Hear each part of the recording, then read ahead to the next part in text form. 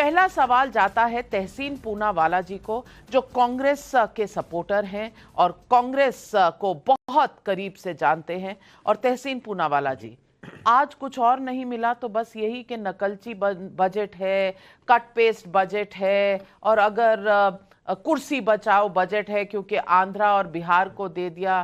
अरे भैया, अगर कट पेस्ट बजट है तो फिर तारीफ कीजिए, क्योंकि आपके आइडिया हैं, आइडिया तो अच्छे ही होंगे, और अगर उन्होंने ले लिए तो अच्छे आइडियाज को वो आगे लेकर जा रहे हैं, तो आपको तो हर हाल में खुशी होना चाहिए। नमस्कार नाविका जी, खुशी होनी चाहिए, बात बिल्कुल सही है, लेकिन इस बात का दुख है कि कुछ आइडियाज़ को ही लिया, सारे आइडियाज़ को नहीं लिया। सरकार और कुर्सी बचाने के लिए दो राज्यों को उन्होंने उनके साथ उन्होंने उनकी ज़्यादा मदद करने की कोशिश की, लेकिन महाराष्ट्र जहाँ से मैं आता हूँ उस राज्य को पूरी तरह से नकार दिया। लेकिन मेन चीज़ क्या है, मैं बजट को संक्षेप में आपके दर्शकों के लिए सिंप्लीफाई करता हूँ। आप पैसे कमाओ तो भाजपा टैक्स लेगी, पैसे खर्च करो तो भाजपा टैक्स लेगी। आप पैसे ना कमाओ ना खर्च करो, आप इन्वेस्ट करते रखो, कम समय के लिए रखो तो शॉर्ट टर्म कैपिटल गेन लेगी, आप लंबे समय के लिए रखो तो लॉन्ग टर्म कैपिटल गेन लेगी। आप आपकी पुश्तैनी जो प्रॉपर्टी हो बेचो तो उस पर वो टैक्स लेंगे। आप अगर जिंदा रहो तो आप हेल्थ प्रीमियम भरो तो उस पर टैक्स लेंगे। आप जिंदा लेने के ऑक्सीजन लो तो उस पर टैक्स लेंगे। मर जाओ तो कफन पे टैक्स लेंगे। भाई टैक्स ही टैक्स लेते हैं, और टैक्स के ऊपर सेस लेते हैं, और सेस के ऊपर एडिशनल टैक्स लेते हैं। भाई टैक्स मिडिल क्लास को क्या दिया? जो मिडिल क्लास बार बार प्रधानमंत्री मोदी जी के लिए वोट करती है, मिडिल क्लास को इस बजट में, टाइम्स नाउ ना भारत के व्यूअर्स को इस बजट में ठीक उतना ही मिला है जितना माननीय प्रधानमंत्री जी के प्रेस कॉन्फ्रेंस से शून्य। मिडिल क्लास के लिए कुछ नहीं किया। अगर इनको ये लगता है 17,500 का रिलीफ मिडिल क्लास को देते सालाना और 2,000 महीने का रिलीफ देते, इससे मिडिल क्लास खुश हो गया, तो इससे ज्यादा दुख भरी चीज इस बजट का कुछ नहीं होता। मिडिल क्लास इस देश में, मिडिल क्लास को भाजपा ने बार बार ठुकराया और आज भी इस बजट पे ठुकराया उन्होंने। शहजाद पूनावाला जी, आपने सबको ठुकरा दिया, जो भी इनसे लिया वो कम लिया, ज्यादा लेते तो बेहतर होते। प्लीज जवाब दीजिए। सबसे पहले तो मैं ये पूछना चाहता हूं कि राहुल गांधी ने जब कहा कि ये कॉपी पेस्ट बजट है, क्योंकि उनके मैनिफेस्टो से कॉपी पेस्ट किया है, उससे एक दो लाइन ऊपर पता है क्या लिखा? कि ये प्रो क्रूनी बजट है। मतलब कि वो कहना चाह रहे कि उनका मैनिफेस्टो प्रो क्रूनी कैपिटलिज्म था क्या? देखिए, पूरा पढ़कर नहीं आते तब ये समस्या हो जाती है। अब तहसीन पूनावाला ने बोला पूरा पढ़ लेते हमारा तो अच्छा काम करते। तहसीन, आपने तो कुछ टैक्स नहीं लगाया ना, तो कर्नाटका में पानी, डीजल, पेट्रोल, सिनेमा के टिकट, बस के फेयर, मिल्क, सारे दाम आपने टैक्स बढ़ा दिए उस पर। आपने तो वहां पर क्या क्या फ्री देने का वादा किया था, और वहां पर जाकर आपने टैक्स बढ़ा दिए। कम से कम हमने पूरा नहीं पढ़ा, आपने तो पूरा पढ़ा था ना अपना मैनिफेस्टो, तो कर्नाटका में खटाखट उसको लागू कर देते। अब इन्होंने कहा कि मिडिल क्लास को मिला क्या है? नाविका जी, मिडिल क्लास को अगर मनमोहन सिंह की सरकार होती और 10 लाख तक की इनकम होती तो 20% टैक्स भरना पड़ता। आज 7.5 लाख, 7.75 लाख की इनकम है तो 0% टैक्स देना पड़ता है। मोदी जी की सरकार है। आज गोल्ड हो, मोबाइल फोन हो, कैंसर की मेडिसिन पर दाम कम हुए हैं। आज एम्प्लॉयमेंट बूस्ट करने के लिए 4 करोड़ युवाओं को एम्प्लॉयमेंट का अलग अलग तरीके से उनको अवसर मिलेगा। जो पहले 12.5 करोड़ एम्प्लॉयमेंट दी थी उसमें 4 करोड़ और जोड़े जाएंगे। ELI स्कीम शुरू की गई है। आज सुबह ही नाविका जी आप अपने बच्चे के बारे में बता रही थी, आज उसी को सुनते हुए एक तरीके से निर्मला जी भी ने आपकी सेंटिमेंट को पकड़ा होगा कि एजुकेशन लोन पर 3% का सबवेंशन दिया जाएगा। आज जिस प्रकार से इनको पूछिए कि 2014 से पहले 1 GB डेटा जो है ना वो 300 रुपए का आता था। एक फैमिली को 45,000 रुपए खर्च करने पड़ते थे, आज 1500 रुपए में 150 GB वो ले सकते हैं। जन औषधि केंद्र जो 10,000 बने हैं उसमें दवाइयां 90% के डिस्काउंट पे मिलती है। आज 1 करोड़ अर्बन एरिया में हाउसिंग बनेंगे। क्या ये मिडिल क्लास का बेनिफिट नहीं है? पर मैं आज फिर से बताना चाहता हूं, देखिए आज का जो बजट है वो बजट का थीम ही एम्प्लॉयमेंट है। E for education, M for MSME, P for productivity, L for land, AO for opportunities, Y for youth, M for middle class, E for energy security, N for new generation reform and T for technology। ये employment के theme के साथ आज हमने सर्वस्पर्शी budget दिया है। और तहसीन पूनावाला से आखिरी बात पूछना चाहता हूं, क्योंकि इतना चीख चिक कर बोल रहे थे। एंजल टैक्स तो हमने निकाला, लादा किसने था?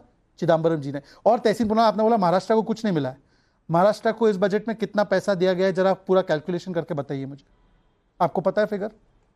मैं आपको बता देता हूं। अब सुन लीजिए, बिहार के विषय में जो बोला जाता है पता है आपको नाविका जी? बिहार के विषय में 2004 से 14 के बीच में यूपीए की सरकार ने 2,75,000 करोड़ दिया था। हमने 14 से 24 के बीच में 9 लाख करोड़ दिए बिहार को। केवल कोई बजट का मामला नहीं है। और महाराष्ट्र का मैं आपको बता दूं, आपको एम्बैरेस नहीं करना चाहता हूं, महाराष्ट्र की पॉपुलेशन के हिसाब से भी महाराष्ट्र को 78,786 करोड़ प्लस 70,000 करोड़ का पोर्ट प्रोजेक्ट भी है। वेस्ट बंगाल महाराष्ट्र से ज्यादा है। इसका मतलब हम चुनाव के लिए नहीं, हम देश की प्रगति के लिए काम करते हैं, वरना हम वेस्ट बंगाल से ज्यादा महाराष्ट्र को दे देते। इसका मतलब यह है कि हम चुनाव के लिए नहीं, हम देश की तरक्की के लिए काम करते हैं। अभिषेक मिश्रा जी, समाजवादी पार्टी आज इंडिया अलायंस की बैठक में नहीं गई, ऐसा सुनने में आया। तो पहले तो मैं पूछूं, नाराज आप किससे हैं? आप बीजेपी से नाराज हैं कि कांग्रेस से नाराज हैं? लेकिन दूसरी बात यह कि अगर बिहार को मिल रहा है या आंध्र को मिल रहा है तो दिक्कत क्या है? ये क्या देश के राज्य नहीं है? यहां प्रगति नहीं होनी चाहिए? और बाकी राज्यों की बात जो है वो पूरी बजट में लिखी हुई है, ये बोलकर वित्त मंत्री ने सुना दिया, तो इतनी टेंशन क्यों हो गई है विपक्ष को? नाविका जी, बिल्कुल कोई टेंशन नहीं है। निश्चित रूप से हिंदुस्तान के वो भी राज्य हैं और उनको जो मिला उसमें हमें कोई ये आपत्ति नहीं कि उनको क्यों मिला। सवाल ये पूछा जा रहा है कि बाकियों को क्यों नहीं मिला। उत्तर प्रदेश को भी मिल जाता, जैसे आपने इतने सारे एक्सप्रेसवेज या बजट से के थ्रू फंडिंग के इंफ्रास्ट्रक्चर प्रोजेक्ट्स बिहार को दिए, आंध्रा को दिए, उसी तरीके से उत्तर प्रदेश को मिल जाता। उत्तर प्रदेश पे नजरें इनायत तो पिछले 10 साल में नहीं हुई, तो हमारा यह था कि भाई उत्तर प्रदेश को मिल जाता। सबसे हमारा कोई we are nothing against any other state. बिल्कुल निश्चित रूप से जिसको मिला है वो तो उनके मजबूरियां, हमने ये नहीं कहा कि उनको नहीं मिलना चाहिए, हमने सिर्फ ये याद दिलाया कि क्यों मिला। आखिर आज तक 2014 की डिमांड थी अमरावती की, तो टीडीपी की, आपको याद होगा, इसीलिए वो कोalition से वॉकआउट भी उन्होंने किया था। 10 साल का इंतजार के बाद आज क्यों मिला? क्योंकि सरकार डिपेंडेंट है उन दोनों पार्टनर्स पे, which is a fact of life. हमें उसमें कोई वो शिकायत नहीं हम कर रहे कि आपने क्यों दिया। जहां तक एम्प्लॉयमेंट की बात आई, अनविका जी, अभी बहुत बड़ा डेटा पे ELI की बात की गई। हमको दो चीजें याद रखनी चाहिए जो आज माननीय प्रधानमंत्री जी ने भी कहा। एम्प्लॉयमेंट लिंक्ड इंसेंटिव्स है। ये एम्प्लॉयमेंट लिंक्ड इंसेंटिव्स तब होंगे जब एम्प्लॉयमेंट होगा। एम्प्लॉयमेंट है कहां? आप मुझे बताइए, आज की तारीख में हर सेक्टर में फायरिंग का काम चल रहा है। प्राइवेट सेक्टर में नौकरियां निकाली जा रही हैं, लोगों को फायर किया जा रहा है, लोगों को घर भेजा जा रहा है। सरकार में लाखों नौकरियां खाली पड़ी हैं। और जो एक अभी आपने डेटा कोट किया, बीजेपी की तरफ से डेटा आया था, 4 करोड़ लोगों को नौकरी दी जाएगी। वैसे तो नौकरी नहीं है, सिर्फ इंटर्नशिप है जिसपे 5,000 रुपए की बात की गई है। इससे एक जुड़ा मेरा छोटा सा सवाल है, नविका जी आप जोड़ के देखिएगा। इसका कैप रखा गया है 500 टॉप कंपनीज के लिए। तो 4 करोड़ 500 टॉप कंपनी से डिवाइड करेंगे मोटा मोटा तो लगभग 8,000 इंटर्न्स आते हैं। मुझे नहीं पता कि इस देश की कौन सी ऐसी कंपनी है, आप भी एक बहुत बड़ी कंपनी से समूह से जुड़ी हुई है, टाइम्स ग्रुप बहुत बड़ा एक ग्रुप है इस देश का, क्या वो 8,000 लोगों को इंटर्नशिप देने को तैयार है? हो सकता है हो, ईश्वर करी जरूर दे दे, लेकिन मुझे नहीं लगता कि और प्लस वो कंपनियां जो लार्जेस्ट 500 कंपनीज हैं वो हाईली कैपिटलाइज कंपनीज है, हाईली ऑटोमेटेड कंपनीज है, हाईली कंप्यूटराइज कंपनीज हैं, जिनमें कैपिटल इज टू एम्प्लॉय का रेशियो हमेशा नेगेटिव होता है एमएसएमईज के मुकाबले, या बाकी कम कैपिटलाइज, कम इंडस्ट्रियलाइज, कम ऑटोमेटेड कंपनीज के मुकाबले। तो 8,000 इंटर्नशिप, मुझे नहीं लगता इसका प्रोसीजर क्या रखेगा। मुझे लगता है बीजेपी वाले शायद इसका जवाब दे सकते होंगे कि क्या वो मैंडेटरी किया जाएगा। लेकिन अभिषेक मिश्रा जी, ये 4 करोड़ एक साल में तो नहीं है, ये ओवर 5 इयर्स है। तो शहजाद पूनावाला जी समझा। मैं अभिषेक जी मेरे अच्छे, मतलब मैं उनको बहुत रिगार्ड करता हूं, पर अभिषेक जी आज मैथ्स में गड़बड़ हो गई। वैसे आप अगर 4 करोड़ को 500 से डिवाइड करते तो 80,000 होते हैं, 8,000 नहीं होते, पहली बात। दूसरी बात यह है कि वो सर सुन लीजिए, एक साल में अगर हम 5 करोड़ की बात कर रहे हैं, सर सुन लीजिए, सर आपका मैथ्स और डेटा दोनों रॉन्ग है, एक-एक करके sir. Sir you can't interrupt. चलिए एक मिनट, अभिषेक जी सुनना पड़ेगा। पहले जो आपने सवाल उठाए उनका जवाब सुन लीजिए, फिर आपका काउंटर होगा तो जरूर आपको समय। देखिए सर, पहले तो आपकी मैथ्स गलत थी, मैंने आपको वो करेक्ट करा दिया। 8,000 80,000 आपके कैलकुलेशन के हिसाब से होता है। दूसरी बात, आप पढ़ नहीं पाए बजट शायद ठीक से।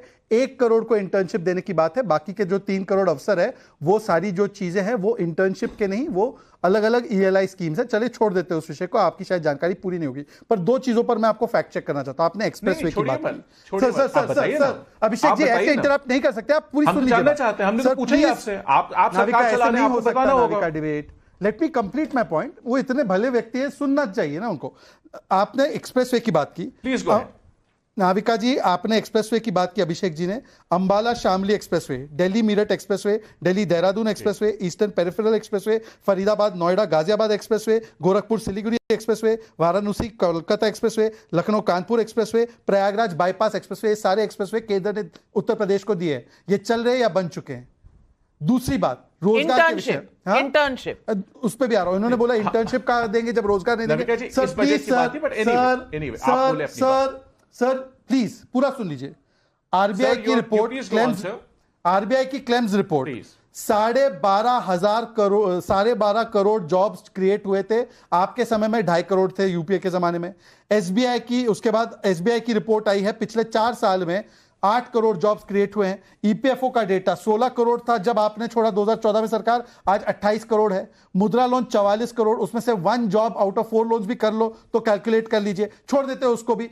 2 मोबाइल फोन की फैक्ट्री थी, आज 200 है। जॉब्स बढ़ी होंगी, कम हुई होंगी। 95,000 किलोमीटर हाईवे था, आज 1,50,000 किलोमीटर है। 11 किलोमीटर के रेट पे बनता था, आज 37 किलोमीटर बन रहा है। बड़े होंगे जॉब्स, कम हुए होंगे। 5 सिटीज में मेट्रो थी, आज 27 सिटीज में मेट्रो है। बड़े होंगे जॉब्स, कम हुए होंगे। अभिषेक जी, आप एक भले इंसान हैं, आप केवल कांग्रेस की देखा देखी में इस प्रकार से गणित में और फैक्ट्स में गड़बड़ मत करिए।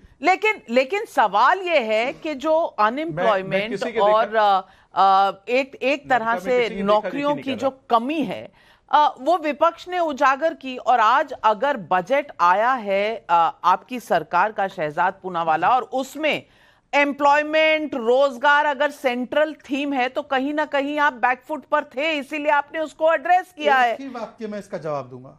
नाविका जी, इन्होंने कर्नाटका में 2.5 लाख सरकारी नौकरियों का वादा किया था। तहसीन से पूछे कितनी नौकरियां भरी। हिमाचल में 1 लाख सरकारी नौकरी बोला था। तेलंगाना में 2 लाख सरकारी नौकरी बोला था। वहां पे नौकरी मांगने गए तो लाठी से पीट दिया। तो अभी आपने झारखंड में देखा ना, शिक्षकों को कैसे पीटा, एसपीओ को, पुलिस ऑफिसर को पीट दिया। अब मैं पूछ रहा था, तो हम तो सीख लिए ना, आप क्या सीखे? आपने कितनी नौकरियां दी? आप सीख गए, बहुत अच्छी बात है। लेकिन कृष्णा प्रसाद जी, ये जो कहा जा रहा है कि ये बजट कहीं ना कहीं ये बजट है जो कुर्सी बचाओ बजट है, तो मैं आपको पूछना चाहती हूं, अगर ये कुर्सी बचाओ बजट है, तो पहले जब यूपीए की सरकार थी उसने तमिलनाडु को दिया अगर 2009 में, तो क्या ये यूपीए की सरकार दे रही थी, तो क्या कुर्सी बचा रही थी? तमिलनाडु को तिरुपुर में 0 लिक्विड डिस्चार्ज सिस्टम दिया और 200 करोड़ आवंटित किए। उस वक्त डीएमके की सरकार थी और यूपीए के अलायंस के पार्टनर थे, तो ये क्या कुर्सी बचाव था? और ग्रीन रेवोल्यूशन में 2010 के ही बजट में पूर्वी क्षेत्रों तक पहुंचाने के लिए बिहार, छत्तीसगढ़, झारखंड, पूर्वी यूपी, पश्चिम बंगाल को लगभग 4,000 करोड़ आवंटित हुए। झारखंड में सरकार जेएमएम की थी, पश्चिम बंगाल में सरकार टीएमसी की थी, यूपीए के अलायंस पार्टनर थे, तो तब भी क्या कुर्सी बच रही थी? आज जो ये लोग आंध्र और बिहार पर सवाल उठा रहे हैं।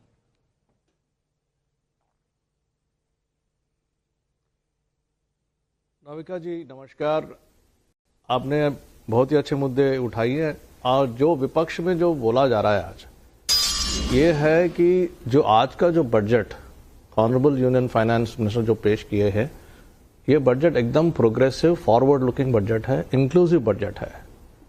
इनसे स्टमक किया नहीं जा रहा है। अब सिर्फ विपक्ष करना है, क्रिटिसाइज करना है, तो कर रहे हैं। से copy and paste, what is copy and paste? Every government will evolve on the old budget. अभी अब देखेंगे, क्षेत्र की बात आती है, क्षेत्र की बात आती है। आंध्र प्रदेश 2014 में जब राज्य बना है, ये सब उसी समय आना था। जो वहां से डेवलपमेंट जब शुरू हुआ है, उस डेवलपमेंट को 2018 के बाद में काफी कुछ पीछे चला गया डेवलपमेंट। तो अभी बूस्ट चाहिए था, अभी बूस्ट मिला है। This is a forward way thinking. First thing what we have to, अभी हमको ये देखना है कि बेसिकली बजट में मेजर थीम क्या है। मेजर थीम क्या है? गरीब, युवा, महिला, इन लोगों को लेके, और अन्नदाता, ये मेजर थीम है। ये मेजर थीम, उसको वो बजट में वो सबसे बड़ा अंश वो है। उसके बाद में हम देखेंगे डेमोग्राफिक डिविडेंड के हिसाब से जो स्किल डेवलपमेंट और एमएसएमई और एम्प्लॉयमेंट की बात जो है बजट में जो पेश किया गया है, वो बहुत बड़ी बात है। वो सब कुछ छोड़ के एक छोटी सी बात को पकड़ के, जहां से अब देखिए आंध्र प्रदेश राज्य जो है, जो नया राज्य है, it's a latest state in the country. वहां पे कैपिटल सिटी नहीं है, there is no capital city for the state. कभी ना कभी तो एक कैपिटल सिटी बनाना है। तो अभी मौका आया है, खास करके जबकि श्री नारा चंद्रबाबू नायडू मुख्यमंत्री बन के फिर से आए हैं। अगर इनसे नहीं होता तो फिर आंध्र प्रदेश पब्लिक को, तेलुगु पब्लिक को कैपिटल सिटी नहीं रहेगा। तो आज ही करना है। तो बिल्कुल सही कहा आपने। तो अच्छी बात है ना। हाँ, इसको प्रशंसा क्यों नहीं करते? अगर राज्य बनाया कांग्रेस पार्टी ने और तब फंड्स नहीं दिए और एक कैपिटल सिटी नहीं बनाया, तो अब बन रहा है, तो दिक्कत क्या है? तो रीजनल डिमांड जिसको आप कह रहे थे, वो बिहार का ओरिजिनल डिमांड है। इसीलिए अब बिहार को विकसित करने के लिए सिर्फ विशेष राज्य का दर्जा नहीं, उसको विशेष पैकेज भी चाहिए। अब मिला क्या? न विशेष राज्य का दर्जा मिला, न पैकेज मिला। जिस चीज को आप मान कर देख कर करें कि बहुत कुछ मिल गया बिहार को, वो तो बहुत ही खोखला वादा है, उससे कुछ नहीं होने वाला है। और ये बात मुख्यमंत्री नीतीश कुमार जी को मालूम भी है। पिछले 20 साल से जो रट लगाए हुए हैं, उनके विषय में क्या कहा जा सकता है? उनको तो लगता था कि बिहार में नौकरी दी नहीं जा सकती है। कैसे दोगे नौकरी? कहां से दोगे नौकरी? उनको बताया गया ना कि 5 लाख नौकरी दी जा सकती है। उनको बताया गया कि बिहार का विकास कैसे हो सकता है। तो अगर बिहार के विषय में वास्तव में सोच होता, जिस बिहार ने लगातार एनडीए को या बीजेपी को समर्थन दिया है, इस बार भी 30 सीट मिला है, लेकिन किया है क्या आपने उनके बिहार के लिए? बिहार को सबसे बड़ा पलायन प्रदेश बनाया, सबसे ज्यादा मजदूर बिहार में बनाया, शिक्षा सबसे नीचे है, स्वास्थ्य सबसे नीचे है। नीति आयोग का कई सारे रिपोर्ट में आपने देखा कि फिसड्डी राज घोषित किया। उसके बावजूद भी अगर आपको यह देकर इस तरह के वादे करने हैं, बजट में जो कह रहे हैं 26,000 करोड़ दिया, 1,25,000 करोड़ तो आरा के जनसभा में भी कह के आए थे। क्या हुआ विकास का? और उस तरह का विकास जो आप करते रहे हैं, इतने सालों से आपकी सरकार थी, तब ये सब याद नहीं आया, सब कुछ अभी याद आ रहा है। नीरज कुमार जी जवाब दे दीजिए। आज नवल किशोर यादव जी बड़े उत्तेजित हो रहे हैं कि आपने बिहार को पीछे धकेल दिया। नहीं, सबसे पहले तो आपके माध्यम से माननीय प्रधानमंत्री और माननीय वित्त मंत्री को हम बधाई दे रहे हैं कि उन्होंने बिहार के हित का ख्याल रखा और राजनीतिक नजरिया साफ हुआ। आप माननीय राहुल गांधी जी का, अखिलेश यादव जी का और संजय राउत का बयान देखिए। इन लोगों ने यह साफ तौर पर कहा, बिहार का अपमान किया, कहा कि बिहार और आंध्र प्रदेश को मिला है यह सहयोगी को खुश करने के लिए, राजनीतिक अर्थ। दूसरा सवाल यह है, मेरा यह सवाल है, पॉइंट है, एक तरफ राबड़ी देवी कह रही हैं, राष्ट्रीय जनता दल कह रहा है कि झुनझुनना है, और दूसरे तरफ इंडी गठबंधन के घटक दल बोल रहे हैं कि सहयोगी को खुश करने के लिए है। अब मैं पूछना चाहता हूं राष्ट्रीय जनता दल से, नाविका जी आपके माध्यम से, बिहार और झारखंड का जब बंटवारा हुआ, उसके पहले नेशनल डेवलपमेंट काउंसिल विशेष राज्य के दर्जा के मानक तय करता था। उस मानक में क्या था? पर्वतीय क्षेत्र होना चाहिए और आदिवासियों की आबादी होनी चाहिए। उस समय तो बिहार और झारखंड एक था, तो उस समय ज्ञान नहीं हुआ था। क्यों नहीं मांगा था बिहार को विशेष दर्जा? अरे तो नीतीश कुमार जी ने इसको सर्वानुमति बनाया, और आप जब बिहार और झारखंड का बंटवारा हुआ था तो आप तो बिहार में राज कर रहे थे, तो आप बना रहे थे बिहार में 100। अरे रुकिए, सुनिए पूरी बात, मैं बोल रहा हूं ऑन रिकॉर्ड, मैं इसे नहीं बोलता हूं, जिम्मेवारी से बोलिए। अरे नीरज जी, बोलिए कि क्या यह सही है? अरे झूठों के साथ रह के झूठ बोलना कॉलेज सीख गए आपने हो। 15 वर्ष में नहीं खोला। चरवाहा विद्यालय आप चला रहे थे 4.5 रुपया महीना पर, और हम पॉलिटेक्निक पढ़ा रहे हैं 5 रुपया महीना पर। लोगों को अंतर नहीं पता है। चरवाहा विद्यालय कैसे समझोगे आप? कुछ नहीं मिला। आप पिछड़ा विरोधी हो, दलित विरोधी हो, आपको क्या पता है? आपको पता क्या है चरवाहा विद्यालय के विषय में? अरे आपसे बड़ा दलित विरोधी है। अरे नरसंहार कराए हैं ना आप दलितों का, दलितों का नरसंहार कराए ना। दलित को विधानसभा का स्पीकर बनाया कभी? दलित के हाथ में कभी राष्ट्रीय झंडा दिया? अरे तेजस्वी यादव कहाँ है, इन्हें बताइए। अरे कौन? और ये बोल रहे थे कि 1,25,000 करोड़ का बजट। अरे मैं आपको बताइए, आप बताइए ना कि किसका पैर क्यों पकड़ते हैं, किसी का हाथ और पैर क्यों पकड़ते हैं, वो कौन सा दिन आ गया है? हाईवे के विकास के लिए कितना भाजपा पैसा में नहीं जाएंगे, मिट्टी में मिल जाएंगे, मिल गए ना मिट्टी में। आपके साथ पूरा देश देख लिया ना, कभी हाथ आप चरवाहा विद्यालय वाले हैं और दूसरे को अब बताइए 4.5 रुपया महीना में चरवाहा विद्यालय बना रहे थे और हम बना रहे हैं, हम पॉलिटेक्निक में पढ़ा रहे हैं 5 रुपया महीना में, 10 रुपया में इंजीनियरिंग पढ़ा रहे हैं, चरवाहा विद्यालय। बता दीजिए तेजस्वी यादव का नाम लिखवा दिए थे Lalu ji. Engineer chief minister है भाई, मैं पूछ रहा हूँ कि तेजस्वी यादव का नाम किशोर जी, नवल किशोर जी, नवल किशोर जी प्लीज, हम लोग पर्सनल नहीं होंगे, मुद्दे पर बात करेंगे, संयम से बात करेंगे, पार्लियामेंट्री भाषा इस्तेमाल करेंगे। लेकिन बंटवारा जब झारखंड और बिहार का हुआ था तो सरकार किसकी थी? आप तो यूपीए के घटक दल थे, तब क्यों नहीं मांगा कुछ? सरकार ने मांग किया था तो क्यों ठेंगा मिला? सरकार नहीं मिला, क्यों नहीं दिए आप तहसीन पूनावाला जी, शहजाद पूनावाला जी, क्यों नहीं? 20 क्यों नहीं दिया तब? देखिए 20 सेकंड, केवल 20 सेकंड में अपनी बात रख लूंगा।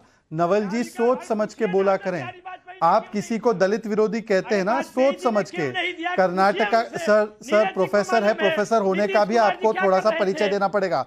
चरवाहा यूनिवर्सिटी के तो नहीं है ना प्रोफेसर, आप पॉलिटेक्निक के हैं तो ठीक है, वैसा ही बिहेव कीजिए आप। सुन लीजिए आप, ऐसा है, सुन लीजिए भाई, अरे सुन लीजिए, क्या तरीका है भाई? आप प्रोफेसर है क्या है? बैक बेंचर है आप तो, प्रोफेसर का कभी परिचय नहीं देते। नाविका जी देखिए आप नवल किशोर जी आप सबके बीच में तो नहीं बोल सकते ना, ये इनकी आदत ही यही है, गुस्से की है। आप सबके बीच में नहीं बोल सकते, इतने तो आपके सांसद नहीं है जितना समय आप मांग रहे हैं। एक मिनट करके देखिए, मैं 20 सेकंड में अपनी बात कर दूंगा। जी 20 सेकंड आप कहें। पहले तो दलित विरोधी वो होते हैं जिन्होंने 14,000 करोड़ दलितों का ट्रांसफर कर दिया कर्नाटका में और 65 दलित मारे गए तमिलनाडु में, तो एक मुंह से शब्द नहीं निकला। पर 2004 से 14, नवल जी आपसे सवाल है, बिहार को कितना यूपीए ने पैसा दिया और स्पेशल स्टेटस पर कैटेगोरिकली 14th फाइनेंस कमिशन ने क्या कहा? जवाब दीजिए। 4 से 14 में क्या ले गए थे यूपीए सरकार? 14 से 24 का बार बोलते हो प्रोफेसर कैसे बना? तुम्हारा बाप बना सकता है तुम्हें? अरे भाई नहीं बनाना, मेरे बाप को बनाना नहीं है। मैंने तुम्हें प्रोफेसर कैसे बनाना है, मैंने बोला प्रोफेसर हो। अरे तुम्हारा बाप तुमको नहीं बना सकता है, पार्टी बदलना सिखा सकता है। बस मैं एक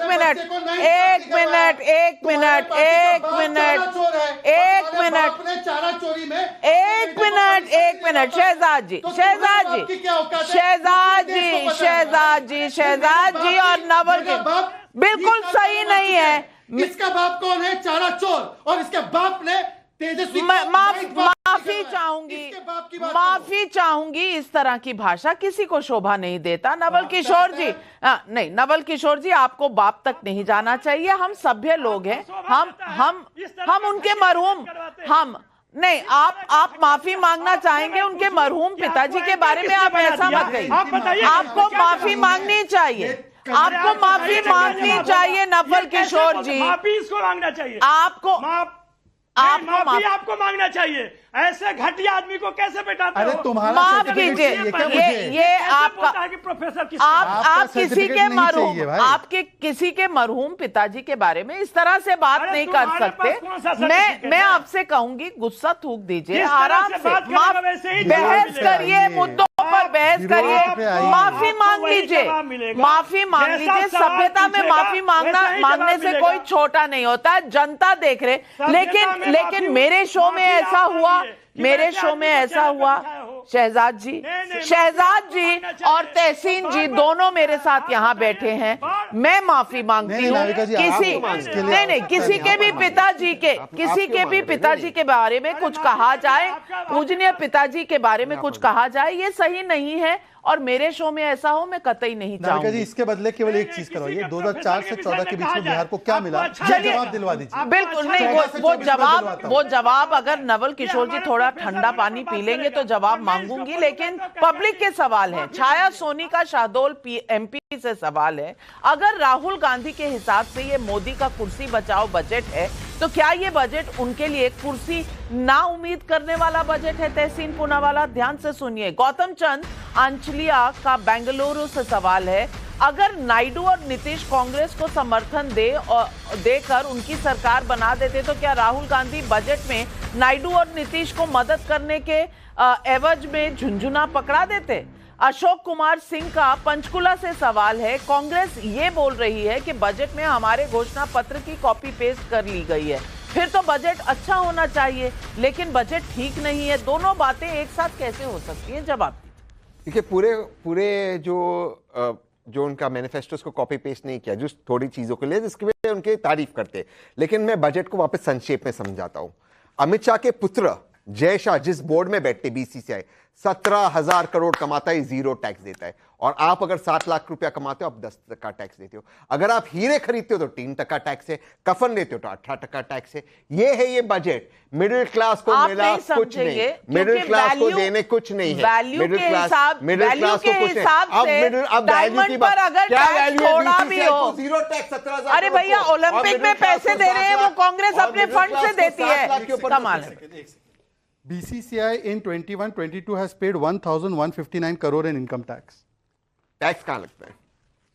अच्छा, अब आप इनको नहीं, नाविका जी एक सेकंड, मैंने एक सवाल, चलिए मुझे इनसे तो ज्यादा बैर नहीं है। 2004 से 14 भाई आपके इसलिए नहीं, क्योंकि ये अमूमन कांग्रेस ऐसी ही बातें करती है।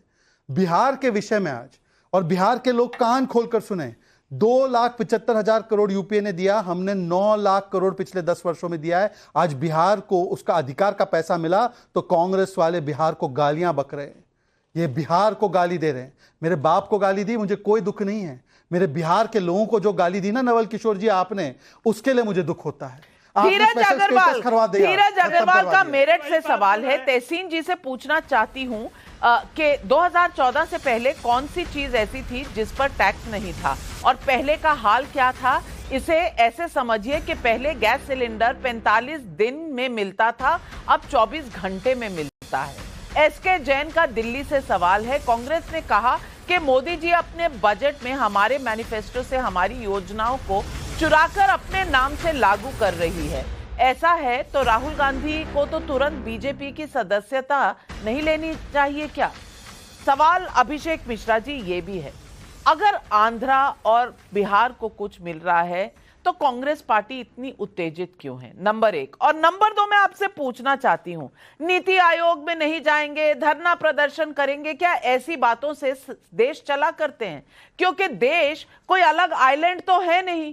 देश में अगर राज्य सरकारें होती हैं तो सेंटर साथ में होता है, दोनों का आपस में लेन देन होता है। इस देश के लोग क्या राज्य के सिटीजन होते हैं तो देश के सिटीजन नहीं होते? ये किस तरह की हम दीवारें खड़ी कर रहे हैं? और अगर नीति आयोग की मीटिंग में नहीं जाती कोई सरकारें जो विपक्ष की सरकारें हैं, तो क्या उस राज्य के लोगों को खामियाजा नहीं भुगतना पड़ेगा? उनकी बात सामने रखेगा कौन?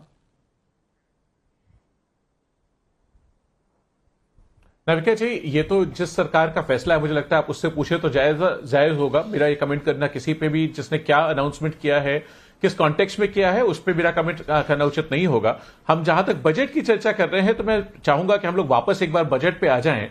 और मैंने आपको पहले भी कहा, समाजवादी पार्टी की तरफ से हमें कोई शिकायत नहीं इस बात पे। एक पॉलिटिकल रियलिटी है कि किस वजह से बिहार को उसको दिया गया, जैसे भी दिया गया ठीक दिया गया। आपने किसी भी तरीके से किसी को मिले वो अच्छी बात। हमारी शिकायत सिर्फ इस पे है कि जो चीजें जरूरी हैं आज देश के, फॉर एग्जाम्पल किसान का मुद्दा है, हम किसान पे चर्चा ही नहीं कर रहे। आज किसान को एमएसपी का हमने ये वादा किया था, हमारे मैनिफेस्टो का हिस्सा था कि अगर हमारी सरकार बनती है तो हम एमएसपी का कानून बनाएंगे, लीगल गारंटी देंगे किसान को कि आपको एमएसपी मिलेगी, बढ़ा करके मिलेगी। स्वामीनाथन कमेटी ने जो रिपोर्ट की थी उसके माध्यम से मिलेगी, और उसको बाकी जो फसलें नहीं है उसको भी लाया जाएगा। हम आज ये देखना चाहते थे इस बजट में, हम इसलिए इस बजट से डिसअपॉइंटेड हैं, इसलिए बजट से निराश है, इसलिए इस बजट को विफल और फेल बजट कह रहे हैं, क्योंकि उस पर हमें कुछ देखने को मिला।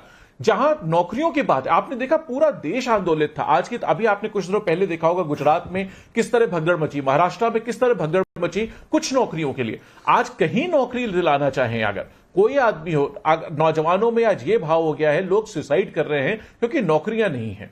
तो नौकरियों में हम देखना चाह रहे थे कि शायद कोई बड़ी घोषणा, जो अभी आपने वीडियो दिखाया प्रधानमंत्री जी का फरवरी से, तब से 2 साल ऑलमोस्ट हो चुके उस बात को, कि वो एक फरवरी से जुलाई में 2 साल नहीं होता, 5 साल ही होते हैं। अभिषेक मिश्रा जी, मुझे नहीं पता, गणित आपका जॉब्स में भी वैसा ही है जैसा महीनों को गिनने में आपने किया है। लेकिन अभिषेक जी से शहजाद जी, सवाल सही है, जवाब एमएसपी पे और फिर जॉब से दोनों पे दे रहा हूं। अभिषेक जी, अभिषेक जी को पकड़ा, बाकी इश्यूज नहीं पकड़े। हाँ, नहीं, ये इन दोनों पर पहले जवाब ले लूं, फिर दोबारा समय दूंगी। इन दोनों विषयों पर पहले जवाब ले लें। अभिषेक जी, मैं बात पूरी कर दूं अपनी। अरे सर, ऐसे तो फिर डिबेट खत्म हो जाएगी। लिमिटेड पीरियड होता है, डिबेट है, गवर्नमेंट की संख्या आ जाती। आज रेलवेज में नौकरियां खाली पड़ी हैं। हम इसका 2 का तो जवाब दे दो, वरना तो ये उसको खत्म करने की बात कर रहे थे। 4 साल की नौकरी थी।